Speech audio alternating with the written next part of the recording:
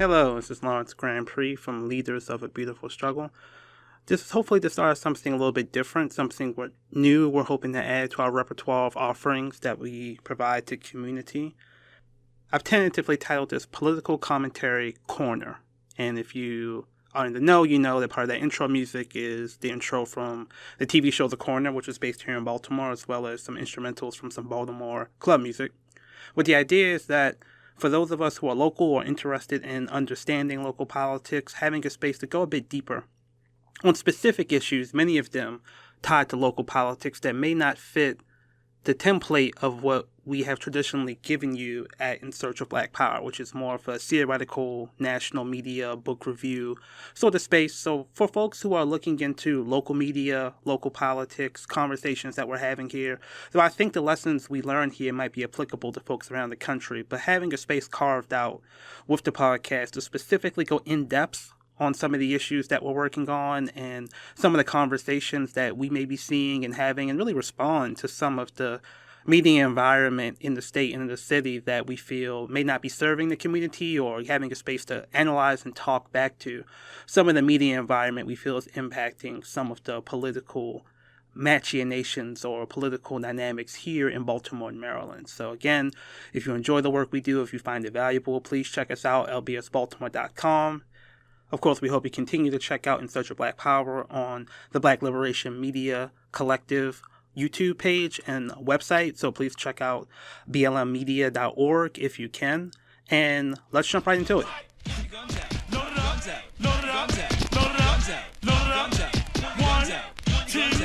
One, two, three, drop it.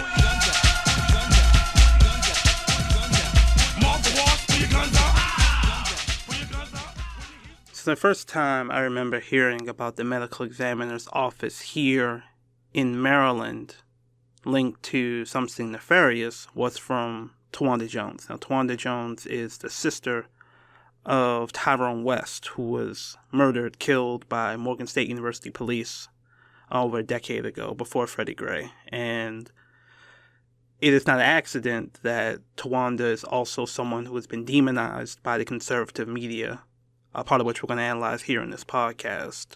I think famously, they had a chant that I heard many, many times: "Can't stop, won't stop, till killer cops in cell blocks," which Fox 45 edited in a very deceitful fashion to make it appear as if the chant was saying, "Can't stop, won't stop, so kill a cop." And I think that part of the idea of this podcast is to expose the media for its pro-police bias and the depths of racism. The fact that people would even believe that that's the chant that people are chanting, I think reflects the depths of anti-blackness that this podcast in part is trying to expose, but also the lack of ability for people to believe that the medical examiner's office, which did not rule Tyrone West's death as a homicide, despite the fact that he was constrained and put in a stressful position, put in a position of violent physical restraints by a number of police officers, that wasn't chalked up as a homicide by the medical investigator David Fowler, now former medical investigator. And one of the things we did, Tawanda Jones and his family did for Tyrone West after his death, is have to exhume his body multiple times to get multiple independent medical investigators from different parts of the country to reevaluate his injuries and have his death deemed as a homicide. Now, David Fowler is someone who came to national media attention, not through the death of Tyrone West, but through him testifying to, in his mind, exonerate the police officers involved in the deaths of George Floyd. When that case went to trial, he was one of the expert witnesses called by the defense to claim that, in his medical opinion, it was not the restraint of George Floyd by police officers that caused his death. Here's a clip from Amy Goodman at Democracy Now! Detailing his testimony. One of the witnesses for the defense was Dr. David Fowler, the former chief medical examiner for the state of Maryland. He dismissed an official autopsy report and blamed Floyd's death on heart trouble and other issues, not the police restraint. He would have the toxicology, the fentanyl and methamphetamine. There is exposure to a vehicle exhaust so potentially carbon monoxide poisoning, or at least an effect from increased carbon monoxide in his bloodstream, and paraganglionoma, or the other natural disease process that he has. So all of those combined to cause Mr. Floyd's death. Under cross-examination, Dr. Fowler admitted there was no evidence of carbon monoxide in George Floyd's blood. So just to level set here briefly, we know that the medical examiner is an employee of the state. We know that in states around the country, these medical examiners, when it comes to deaths at the hands of police officers, have been recording them as things like undetermined or accidental, when to a regular person and even medical best standards, the ruling should be homicide, i.e. the person died because the actions another person did to them. This is not a criminal finding of blame, of criminal culpability for the death of that person, but just a medical designation of why the person died. We know that if you call it a homicide at the hands of police, you're more likely to have a disciplinary action or even potential legal charges against the police officers. So this is a nationwide phenomenon. But what was made clear by the George Floyd testimony is that David Fowler in Maryland seemed to be particularly egregious in his application of these exonerating, extenuating circumstances for the deaths and when it comes to people at the hands of police, like literally citing the exhaust from the car that was running that was potentially in George Floyd's face while he was on the ground as a potential reason for him dying, not the clear evidence of physical restraint when it comes to police. And particularly around these restraint deaths, the physical markers of damage aren't always as clear.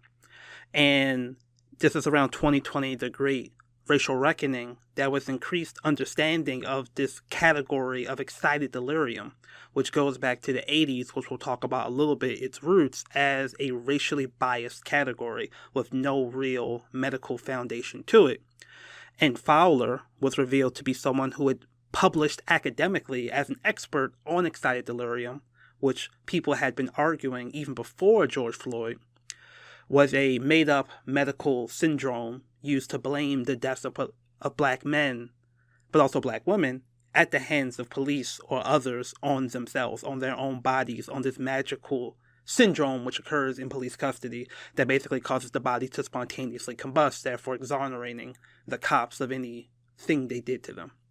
So with that, this is under Republican Larry Hogan, the Maryland Attorney General began a study of the cases of Fowler, taking a subset of a subset, particularly applying to restraint, physically restraining people in the moment of arrest. And this podcast is in light of the findings of the report, which was finally completed, and its findings unveiled under the regime of Wes Moore in 2025, to show that, as many people expected, including Tawanda Jones, David Fowler, and his office, by an independent panel of expert medical examiners from other parts of the country, had deemed to miscategorize deaths in custody, which should have been deemed homicide, as not homicides. So I'm going to read the report, or a subsection of a report, to you explaining that.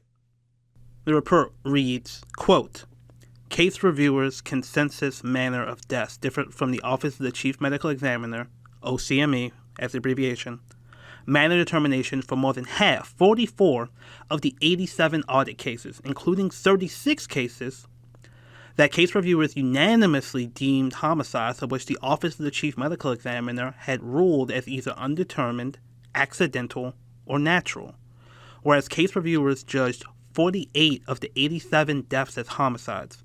The Office of the Chief Medical Examiner ruled only 12 of those same deaths as homicide. And the OCME ruled those deaths as homicides even less if the descendant was black rather than white, or was restrained by police rather than others. In nearly half, 42 of the 87 audit cases, the Office of the Chief Medical Examiner's cause of death statement referenced excited or agitated delirium, which has been roundly rejected as a valid cause of death. In those cases, OCME almost always certified the manner of death as, quote, undetermined, 93%, with only one case, 2%, ruled a homicide.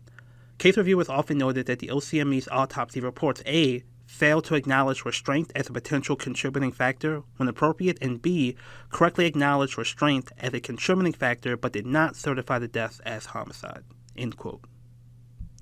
It's a 70-page report, and you can download it for free from the website. But one of the things that I think was important to note was these are independent medical examiners. These are folks who are holding this role that Fowler held. Again, he's a former medical examiner in different parts of the country. So these are folks who are brought in independently, but they're also commenting on things in the report like the lack of interviewing of witnesses, especially when the witnesses were police. We can talk a little bit about why that might be the case in Maryland a little later. And importantly, on this list of, again, it's a subset of this list of folks who they found death was wrongfully not determined to be a homicide was Tyrone West. So this is critically a vindication of Tawanda Jones and the work that the West Wednesday Coalition and folks who have been supporting them have been doing for literally a decade. Every Wednesday, over 600 weeks, they have been protesting for justice for Tyrone West. Now, again, this does not mean that these police officers in any of these cases have been found guilty. This is just a medical designation of homicide. And they have this thing called the but-for standard, i.e. but for the actions of these people, this person would still be alive. Now, one of the things that came out of this report was the commitment for an executive order. Now, we're going to circle back and unpack, or at least give a brief analysis of some things in the executive order at the end of the podcast, but I did want to just read it so you all have the details. And again, this is from the Governor Westmore, and the executive order does a few things. It first directs the Attorney General, in consultation with local states' attorneys' offices, to review each case included within the audit to determine if the case should be reopened for investigation. Second, creates the Maryland Task Force on In-Custody Restraint-Related Deaths Investigations, a multidisciplinary entity consisting of state government officials, OCME, the Maryland Department of Health, legal professions, law enforcement, and community advocates, and experts in forensic pathology or medico-legal death investigations charged with directing the Maryland Department of Health to review the practice and policy recommendations provided in the audit and conduct a needs-based analysis for implementing the recommendations related to the OCME. They also have the Health Department and the Medical Examiner offering best practices. And finally, requires the Maryland Department of Health and the Office of the Chief Medical Examiner to deliver a report detailed with their progress in carrying out the duties outlined in the executive order. So again, nowhere in this is this guaranteeing anyone will be charged or brought to justice for any of these police-involved homicides. But it's just saying that we will study it because the findings of this study were so egregious that they have to do something. But this does validate that best practices from around the country have not been being followed here in Maryland, and especially in Baltimore, where the majority, the plurality, the largest percentage of these non-chalked up police-involved homicides were found. It creates a framework for future action, including potentially pressuring the Attorney General to help local states' attorneys bring charges in some of these cases. Now, again, this is a relatively moderate finding. This was started under Hogan with a degree of national pressure and, frankly, national shame that came from Fowler being one of the folks called in to testify in the death of George Floyd. But in the midst of this, I think, pretty moderate report in terms of its analysis of racial bias, that, again, these were disproportionate, statistically proven disproportionately racialized findings, that they did not find homicide in the case of African Americans. I wanted to play for you some of the commentary that's happening on media stations here in Maryland around this report. So I'm going to play for you two quotes. This is from the Tori Snow radio show on WBAL radio here.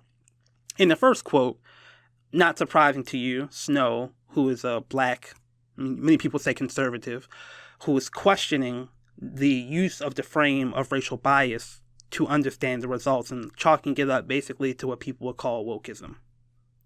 Could there be a bias? Yes. Is it a racial bias? I don't think that we have enough information to know that. Because that's something like you can't like what evidence are you going to prove to say, oh, well, this was a determination because they were black? Like, correlation is not causation, right? There are a million data points that can go in and they say, well, most of the people that were in this category were black. Okay, still doesn't mean that it's racially motivated. Could be, but there could be other factors, going on, like the broader pool, things like that. I feel like coming out and saying this is because of racism and systemic bias was the wrong way to couch this audit. And by doing this, it means that we're probably not likely to have a super productive discussion about it. because now it's no longer about science and data and facts, and now it's about how people feel. Of course the police are racist. Of course the medical examiner is biased towards the police. Well, how do you know that? The end game is to continue to bring pressure on law enforcement. The end game is to reinforce a flawed narrative that there is a bunch of people that are biased and racist against black people because they can't help it. Like, that's the end game. And that's why when I see this, like, am I concerned about the outcomes of this audit? Yes. Do I believe there is enough evidence to come out and, say this 100% has to do with racism and bias? I don't think so, because racism is a frame of the heart, right? And I don't even know, like, how do you prove somebody is racist? Well, they did this and they happen to be black. I'm like, that is not the case, right? And I'm really legitimately tired of building our policies around correlations instead of causation, right? And maybe I'm just too scientific about this, right? And I know that's one of the main problems with the modern progressive movement is they're like, well, you can't really think about everything scientifically. You have to kind of look about the historical context and just like yes, if a police officer mistreats someone and they happen to be black, the reason that that's happening to them is because they're black. And I'm like, well, we don't know that. There could be any other number of factors, but this is one of those things. Look, the governor can safely say this. This can safely come from the attorney general because people want it to be true. And if they want to reinforce their narrative, because we've been told this, right? They've been indoctrinating us into this for years. You're racist and you're biased and you don't even know it. This is systemic. You can't help it. The system hates black people and you're just a victim of it. And you heard that repeated over and over again, a premise that I have rejected from the beginning, but all people have to do is want it to be true, and then it can simply be reinforced. So I think this quote from Mr. Snow is actually really useful, because part of what I see is the objective of these political commentary corner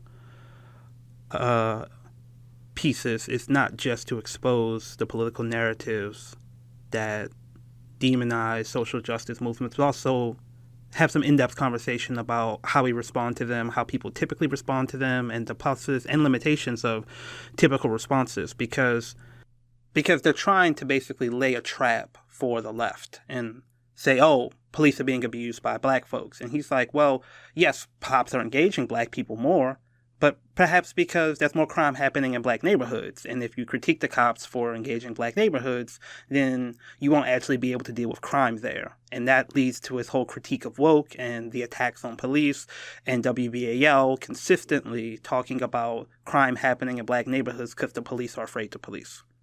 Now, that's a larger narrative that embeds anti-black notions of black people being innately criminal, but you do have to respond to it, right? So the specifics of this report is that it's not just that there are more black people in that 80-plus group. It's that when comparing, even within that 80-plus group, the white people to the black people that are in that sample of people who have been restrained, they were more likely to find homicide for the white people who had been restrained by police than the black people. So that's not an argument about a bunch of people in that 80 were black, so that proves racism. That says when you compare how the chief medical examiner treated the white people in that 80-person sample to the black people, there's a disproportionate finding of black people not being seen as being victims of homicide, and that reflects the anti-black bias and pro-police bias, right? So that's just an example of wanting to be precise, because this whole argument about stats not being counted is something that you need to not just say, I trust the data, I trust the science, because the data is skewed. But you have to know about the data to make that argument work in favor of a social justice analysis, because conservatives love to use the arguments about the limitations of the data to ignore social justice analysis. So, for example, look at the publications produced by Mr. Fowler. In his publication supporting this notion of excited delirium, which we will talk about later, he says only 58% of the cases that cited excited delirium had restraint. But in the Attorney General's report, it explicitly says that when there are incidences of restraint, police do not put it down on paper. They just say, we, quote, arrested them. They do not include that the arrest has restraint. So when you're getting into this conversation, they say, oh, excited delirium doesn't mean that they're restraining people and killing them. Fowler said that only 58% of the cases had restraints. It's like, no, they're just not calling the restraint a restraint. They're calling it an arrest. It also notes that in the Attorney General's report for Maryland, the medical examiners from other states note that they have a lack of interviews. and a lack of good quality interviews from the people involved, especially police. Now, what do we know? We know that this data was taken before 2021. It wasn't until 2021 that we repealed the Law Enforcement Officers' Bill of Rights here in Maryland, and one of the things it did is that it gave police officers extra time, up to 10 days, before they had to make a formal statement when they're involved in the incident that's being investigated, i.e. a use of force incident or someone dies being restrained. And that's when they can talk to their legal representation, their union reps, get all their story straight, and say all the obfuscatory legal language to obscure that it was the restraint that killed somebody, which is why we reformed the LEOBR in 2021. And these people are coming from states which may or may not have LEOBR standards, but they note that the quality of the data is poor in Maryland, in part because of the inability for us to get those interviews. It also is poor because of the inability to have an understanding of the histories of police records. And in the report, the independent examiners note that it would be useful to have more knowledge of the personnel involved. Now, what do we know is that because of personnel records being deemed as outside of public information, not only do the medical examiners not have it for this report, the public doesn't have access to it. So we can't determine if the individual cops involved in these use of force incidences have patterns that show it is likely that they applied disproportionate force. And this is important because Tori Snow is asking for the data, and you need to explain the argument that we literally can't collect, analyze, and disseminate the data because of the internal police protections around their public records being inaccessible via Public Information Act. So, for example, let's look at the case of George Von King, who was tasered to death by police officer Thomas Holdus. And there was also a restraint involved. And the medical examiner was unable to view the connection of the restraint to King's death. But when you look at Thomas Holdus's subsequent record, he had 18 complaints and 30 use of force incidences, and all of this was recorded after the death of George Von King. Now, one thing we know is that Taser has been notorious for leaning on excited delirium as a get-out-of-jail-free card for their so-called less-than-lethal technology that oftentimes interrupts people's hearts, especially when they're hit in the chest with the taser and causes people to die. They've been very aggressive at pushing excited delirium to medical examiners' offices around the country to exonerate themselves from culpability in these cases. The ACLU produced a report explaining the necessity of making these information public, which we intentionally did with Anton's Law, which of course happened after 2021 and the tenure of Dr. Fowler. But in their report, it says there was a stronger warning system as well as more accountability by allowing release under the Public Information Act of records concerning police misconduct under the BPD. Approximately 20% of complaints may have been prevented from mid-2018 to the end of 2019. Now, to put a bow on Thomas Holdus, not only does the King family not get justice in the deaths of this person was 19 years old, but Holdus was cited in a lawsuit, but it was not against him.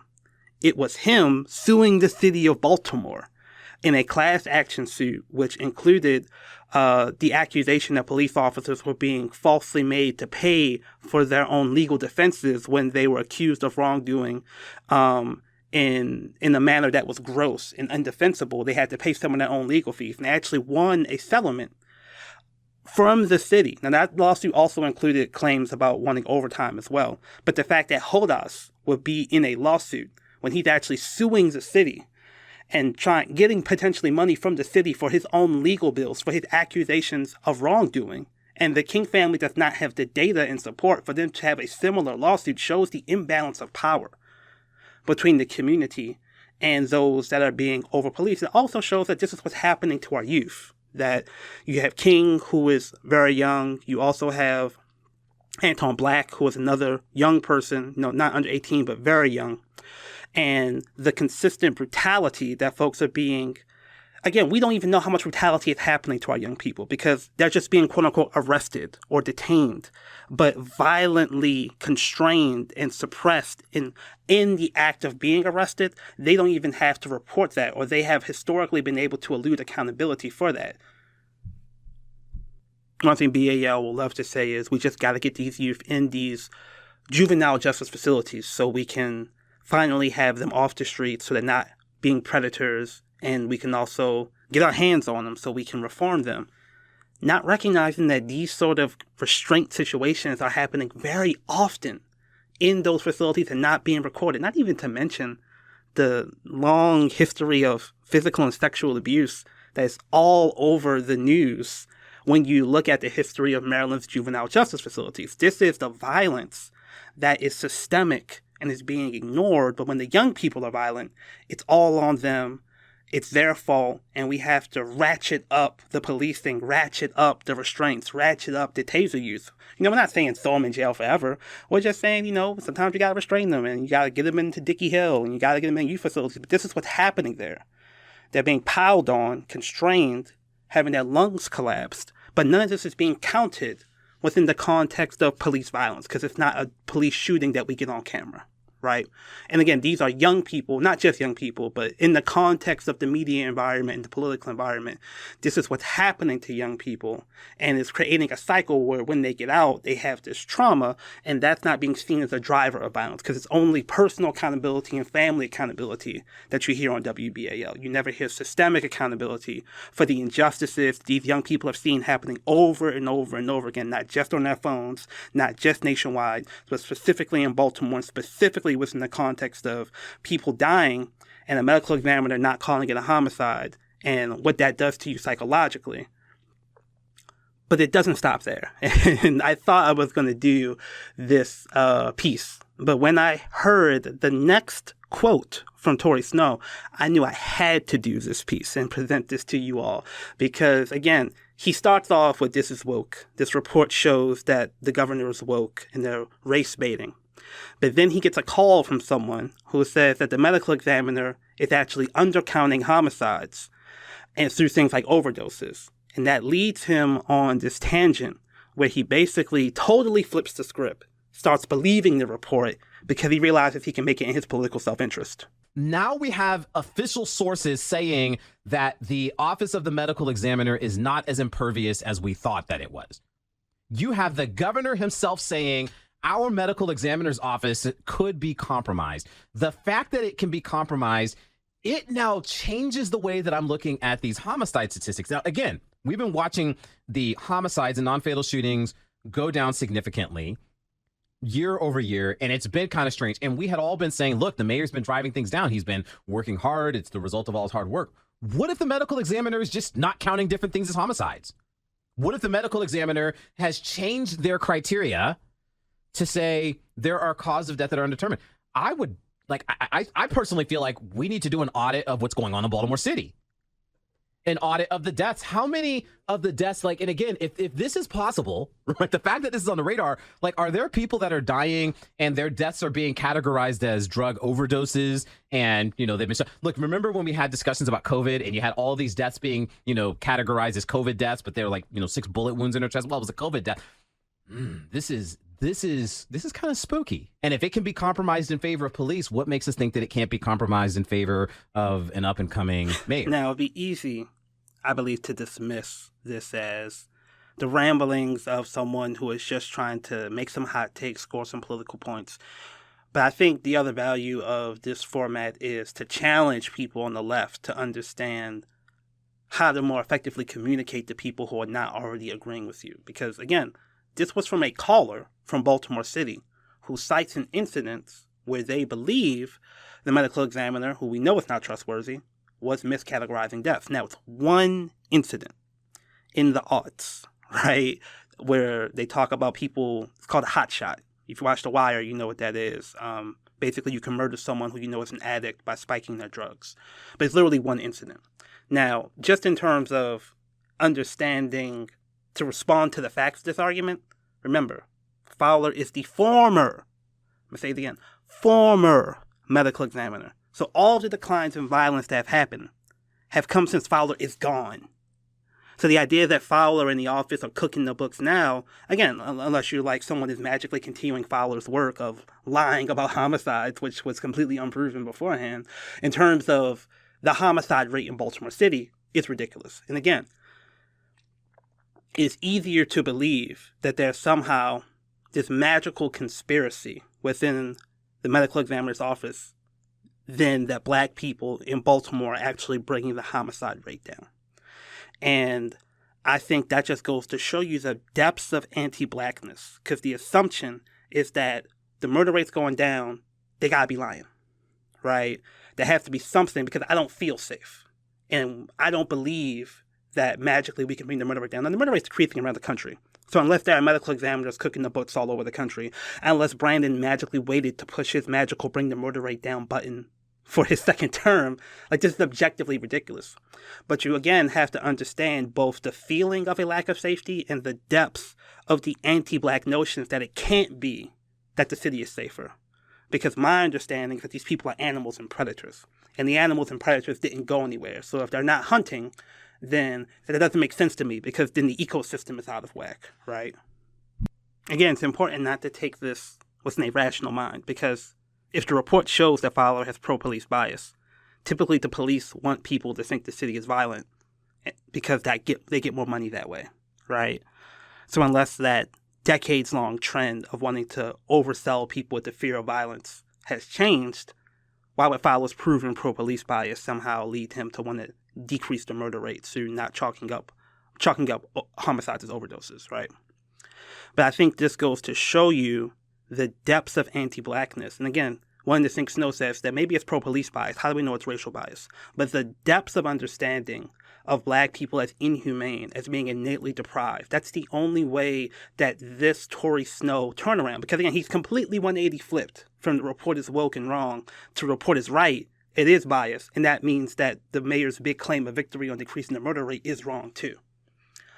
That can only happen. That sort of illogical, bifurcated, schizophrenic flipping only happens if you understand the depths specifically of anti-blackness within the political psychology, which of course gets us to the origins of excited delirium. In the midst of the racial reckoning in 2020, and when the George Floyd incident happened, went viral, it was one of the moments where people first started talking about this notion of excited delirium, which is what they tried to chalk up George Floyd's deaths to.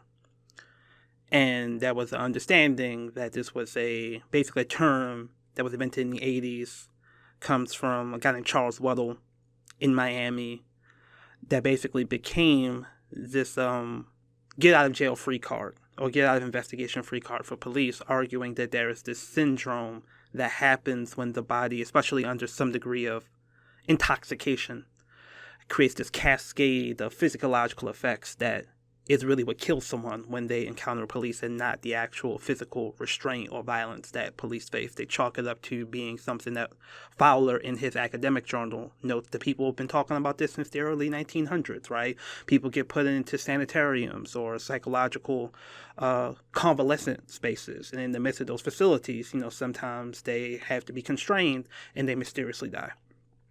The link between them constraining people and physically not letting their body move and them dying and police constraining people with their bodies and dying was not made. It was seen as somehow some sort of natural death. And even with the 2020 racial reckoning, even people like John Oliver has done segments on Taser and, again, the excited delirium stuff, the actual racial history of the term has been excluded from even mainstream leftist interpretations of excited delirium. Charles Weddle is not just a person in Miami in the 80s. What's happening in Miami in the 80s, the Mario boat lift, people coming from Cuba that are not just seen as, Castro emptied his jails. No, there was a famine and economic collapse. And before, it was usually more disproportionately, not entirely, but disproportionately white, more affluent, stable, wealthy Cubans who were leaving Cuba. But in the 80s, the Mario boat lift, that's when you have the browner, blacker, poorer Cubans come in, and that's when you have Scarface, Tony Montana, this notion these folks are innately criminal, but also they practice African religions like Santeria. So Weddle is not just the medical examiner in Miami who invents the term excited delirium. He also styles himself as an expert on occult murders specifically tied to Santeria.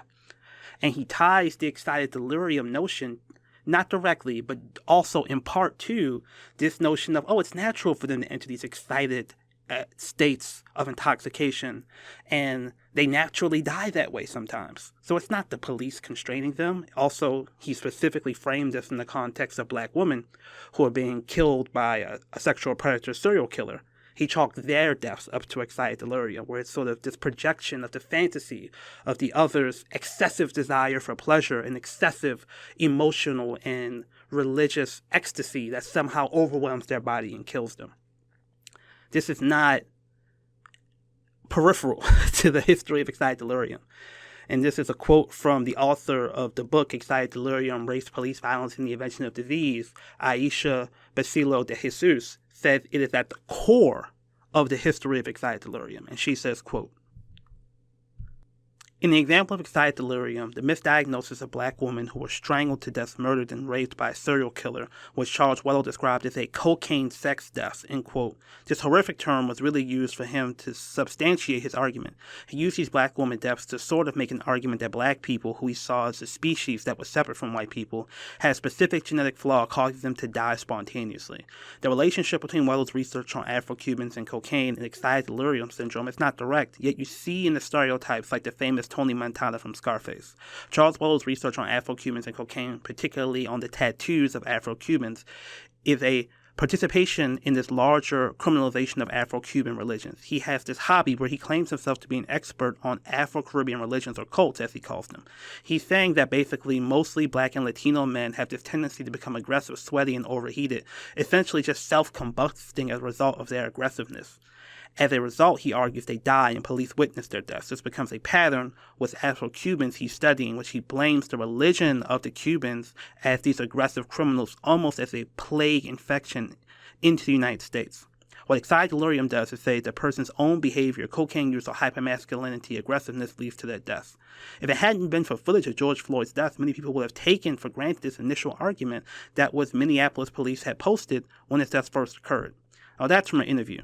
This is actually another quote she has from the actual book she wrote. So she continues, quote, "The trope of the black male's threat that white mobs use to keep black people in their place is continually resurrected. The fantasy of the black predatory violence is so ingrained in U.S. culture that a police officer can evade a murder conviction by persuading jurors that a 17-year-old whom he shot 16 times possessed extraordinary strength, enough to bring a knife to a gunfight and emerge as a victor. The logic of the slave patrol, which Ralph describes as embedded within police violence, ties back to the control of the threat of black rebellion. These sentiments reflect an earlier era of chattel slavery, when the prevailing narrative depicted black people's attempts to escape enslavement as nefarious and mentally unstable, even before the tremors of the Haitian Revolution struck fear into the hearts of white slave owners globally. The 1739 Stono Rebellion in South Carolina had already sown the seeds of unease about black uprisings and their associated religions. Utilizing African drums as traditional instruments of war, they rallied others to join liberation movements. Cartwright formulated several series to pathologize and rationalize the actions of enslaved people seeking freedom. This included drapetomania, a claimed ailment that drove slaves to flee captivity. Such medical narratives like drapetomania, which aim to pathologize resistance to slavery, are earlier roots of the current fictitious syndrome called excited delirium. This idea that black people possess an innate inclination to act wildly and irrationally in the presence of white authorities is part of the long history of controlling black communities and maintaining white supremacy through their use of fear." End quote. So again, when you're talking about Snow's argument that he makes, well, I don't know if it's racial bias, maybe it's just pro-police bias. First of all, they're one and the same. The police are an extension of slave revolts, slave patrols. Now, again, we can say that in the abstract, but when you actually look at the specific history of excited delirium, where one of the experts who's literally written a book on it traces it back as an extension of the medical notion of drapetomania, the so-called mental illness that drove slaves to want to flee, that is the specific link of systemic notions of anti-blackness to the specific data that you're seeing in the Attorney General's report. So again, it's important to me to forefront this because even John Oliver and the so-called progressive notion of it just being, policing is protecting property and it's just people being stupid and lazy. No. This is intentional. This is a long history. And importantly, it's not just excited delirium. Because one of the things that you'll find in the literature is that though the report does talk about excited delirium, now especially because it's fallen out of vogue, medical examiners are basically making the same analysis by not using the term excited delirium because it's fallen out of favor. It's become a dog whistle for sort of racist tropes.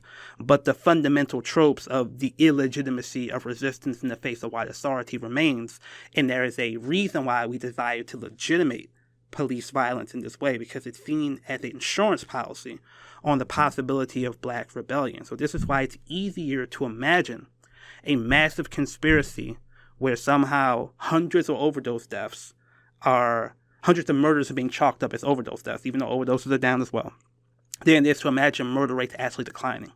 Because the link is that the embedded illegitimacy and the embedded innate nature of black people being violent means the murder rate can't be going down. Because we know since they've gotten here, they have this pathological desire to be violent, which is never seen as an instantiation of a legitimate desire to resist oppression or a manifestation of frustration over the conditions of captivity and oppression, but has to be pathologized, and specifically medically pathologized, in order to legitimate us ignoring it ever being tied to a systemic analysis. Just to kind of wrap up, one of the most, not surprising, but I think important notes of tying the medical frame to this anti-black notion is Fowler used BMI and things like that to claim that, well, maybe there wasn't the constraint that the police put on these people. Maybe they just weren't healthy. Maybe they were overweight. And because they were overweight, they weren't used to exercising, and their bodies just combusted because they were forced to actually exercise. So the degree of, again, having a social determinants of health analysis that puts those things into context, the accumulation of weight in those, especially black male bodies, then becomes, an analysis of that's why they died, because they were overweight, they just put too much strain in their heart, and their heart gave out. But I do think, kind of transitioning to the last clip and the last thing I wanted to play, is that the fact that this medicalized frame has been so effectively deployed within the context of this anti-black violence, I think should give serious pause to the left that wants to rely on so-called public health analysis, so-called structural determinants of health analysis, things like trauma and mental health as an alternative to criminalization. In no way, shape, or form in the history of America has medicalizing the problem ever really made it that much better or been that distinct from a criminological frame when it's come to black people. So the contemporary leftist move to take youth violence and say, well, the brains aren't fully developed, to take structural violence and say, it's a manifestation of social determinants of health, as if that's an alternative to criminalization, I think this analysis helps us explain the limitations of that approach. But I would also add that some of the ways that the left individualizes cases of police violence and tries to make it a case of not just an individual bad cop, but seeks to use moral suasion and individual humanization of the victim rather than seeing police violence as a historical system of white social control, that those frames of analysis seen through, and I'm going to play another clip from Amy Goodman that talks about Anton Black and the incident happened to him, shows the frame of liberal analysis as liberal individualism and taking it as an individual instance where things like lawsuits can create remedies for individual families, and that can oftentimes trade off and obscure the need for more structural fundamental reforms around police accountability. Dr. Fowler is currently being sued by the family of 19-year-old Anton Black, an African-American teenager from Maryland who died in 2018 after he was electrocuted with a taser, pinned in a prone position, and crushed under the weight of 3 white police officers and a white civilian as he struggled to breathe. He lost consciousness. Black died on the front porch of his mother's home as she was forced to stand by watching. After an autopsy, Dr. Fowler ruled Black's death an accident, and no one was charged with a crime. The wrongful death lawsuit says Dr. Fowler delayed release of an autopsy report for months and covered up police responsibility for Black's death. The ACLU of Maryland helped bring the lawsuit against Fowler. The group also produced this short video about the police killing of Anton Black, featuring his sister, LaToya Holly. It was the body-worn camera that basically revealed what happened to him. One of the officers who was morbidly obese actually put his entire weight on top of Anton, who was 160 pounds. Anton was lying face down on an incline, which is actually a wheelchair ramp. And you could even hear on the body-worn camera that some of the other officers on the scene was telling Chief to shift his weight, and he did not. I got one cuff. Hold on. All right. Now, I want to preface this statement by saying that we support the ACLU of Maryland. We've worked with them to do structural reforms. So the lawsuit wasn't the only thing they did. Of course, the case of Anton Black produced Anton's Law, which helped create some accountability for changing the designation of those internal disciplinary records from protected personnel files to something the public has access to. We're still working on implementation of that. So this is as much a critique of Amy Goodman and the method of presentation of the story as anything else. But the fact that it leans so heavily into the spectacle of suffering, the presentation of his broken body, the bodies leaning on him. And we've talked repeatedly about the circulation of these spectacles as something that, though it feels like it's contributing to a political awakening, people oftentimes consume the titillating details of individual incidences and want the catharsis of either having those individual cops put in jail or doing something for the individual family, and not seeing it as it's a systemic political solution where you need to empower the people who have been systemically targeted. It's almost as if those folks are fundamentally victims in your eyes, broken at the whims of the power of a white system. Then it makes it harder for you to believe that those very people can be the operationalizers of their own liberation. So it brings me back to an example of working with someone who at the time worked for the ACLU of Maryland, who's not there anymore, about a vision for police accountability. And they wanted to basically use administrative law judges as the core of the mechanism of accountability.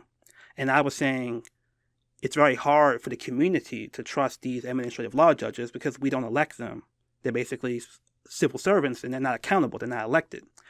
And ALJs are part of the administrative reform apparatus that we produce, but they're not the sole category of it. There are other entities that are appointed by the city council. There are civilians, and that's important because the people who are so-called victims need to be empowered to be able to control the institution of public safety. And for them, they were like, well, this person is good. They're an expert. And I think it's very important to understand that not only does that reflect a legalistic, individualistic notion of justice, where this expert can solve individual cases, but it's the reliance of expertise and the creation of these systems that aren't controlled by the public that lead, in my opinion, to the public not trusting the system, for them to be susceptible to conspiracy theory type claims that the murder rate ain't actually going down. Because they aren't being involved and engaged in the systems and participating, or credible people who they know are not being brought in to participate in these systems. One of the things that, as much of it is difficult, I think interests me about having community control of public safety, even in the limited forms we have here in Baltimore and Maryland, is that credible people who the community can trust can actually get access to information and actually talk to community about incidences where people may have heard rumors or have so-called conspiracy theories. And the person can say, look, I can't tell you everything, but I'm there, you know me, and I'm telling you this is what happened. And that can go either way. That can actually say, like, look, it wasn't what you saw it. You know, we heard the case. We decided that that wasn't the incident where the police was doing the wrongdoing. Or it's like, look, we know what's happening. The police are saying this is what it was. We have information to the otherwise. And of course, also the reliance of body cam footage in the way that clip was edited makes it seem as if these technological solutions to create the visibility of Black suffering are the mechanism by which we can achieve systemic reforms. And one of the things that I would caution the left is that by making the solutions technocratic but also centered on visibility, you limit the ability to have a structural analysis of the depths of anti-Blackness and centering a culture of white social control as the core of why police are empowered to get away with this stuff in the first place. And then you start chasing things like, well, let me find every incident of excited delirium being mentioned in a medical report. They're just going to use a different term. Let me use public health as the framework to get these kids out of jail. But they're going to use the public health diagnosis to say, look, you told me these folks are not developmentally up to snuff. So if they're not developmentally up to snuff, they're like special needs kids. We don't let special needs kids carry guns. We have all these systems to protect them from themselves, which may be a future episode of this podcast to talk about that argument, which is increasing in its circulation. But people are strategically using this medicalizing rhetoric against the left, right? Like, it is the link between medicalization and anti-Blackness that the left basically is walking into that. And is similarly allowing these technocratic, non-accountable systems like the medical system, like the medical establishment, like so-called medical expertise, to combine with legal expertise in this theater of visual presentation of suffering as the mechanism of social change. And when you take it away from the people, when you take it away from systems that people can drive and control, when you, again, not to say the ACLU alone has relied on this, but when you don't forefront the legal battles for structurally building systems of community-controlled public safety, then you create the conditions where the public feels like they don't have any control over the solution, and that is fertile ground for the sort of conspiratorial theories that the conservative media is spinning around these sort of issues. So just an example of what might be a material concrete extension of this analysis is, let's go back to the executive order. So this is the follow-up steps from the governor has committed to from the findings of the report. In the analysis of who was on that commission, you have public health experts, you have people who are advocates, but what you don't have explicitly enumerated is someone who's an expert on the specific cultural history of something like excited delirium, because that would actually require you to have an analysis of the history of the demonization of African-centered spirituality. The person who wrote the book, Aisha Beliso de Jesus, is not just an academic, but actually a practitioner of African spirituality. And in the book, she actually notes how she uses African spiritual practices as part of her research process. So not only is that make an understanding of African-centered systems essential to understand the core issue at hand for that commission, which is the Fowler, excited delirium, and the inability to see Black death as a homicide, but it challenges a couple of concepts that have become core to really liberal progressives' framing around social justice policy in the current moment, one of which is the right is irrational. We have to follow the science, follow the data, get the experts on the panel. We talked a little bit about that previously, because African spiritual practices, because it's not seen as something as quote-unquote scientific and empirical, it seems the opposite of science. But in this case, given the specific historical and cultural context, it will be required to understand that perspective to actually be an expert on a specific issue. But also, it's actually distinct from another core thing you hear, which is we have to get the people most directly impacted involved. You can be directly impacted by police accountability and brutality and not have the specific expertise in the cultural and historical practices of African spirituality as a resource and the specific unique history of the demonization of African spirituality in this case. So what this does is extends and challenges specifically liberal progressive notions of inclusion in of itself to extend to community and understanding of cultural and spiritual practices as an expertise in and of itself to be injected into the policy process. I think excited delirium is actually one of the best examples of not seeing African culture as an expertise, how that limits your ability to actually make legitimate progressive reforms.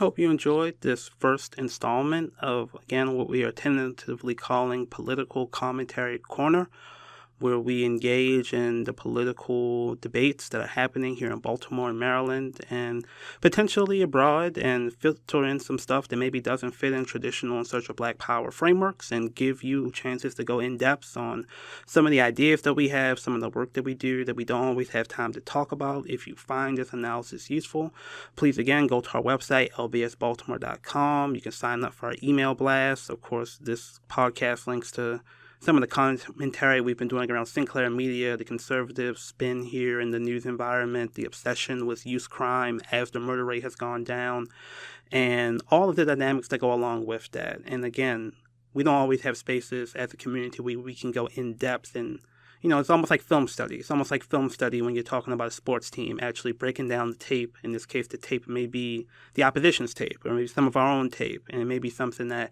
gives us a chance to go a little bit more in depth about some of the narratives and scripts that are impacting our community. So again, if you value that, feel free to become a sustainer. $10 a month or higher allows us to be able to produce and to maybe even do some advertisements to get more eyeballs on this material. We know the algorithm is not always amenable and friendly to this sort of analysis. Also, of course, continue to check us out on In Search of Black Power. Those are going to continue as well on our Black Liberation Media YouTube page. And I will see you on the next Political Commentary Corner.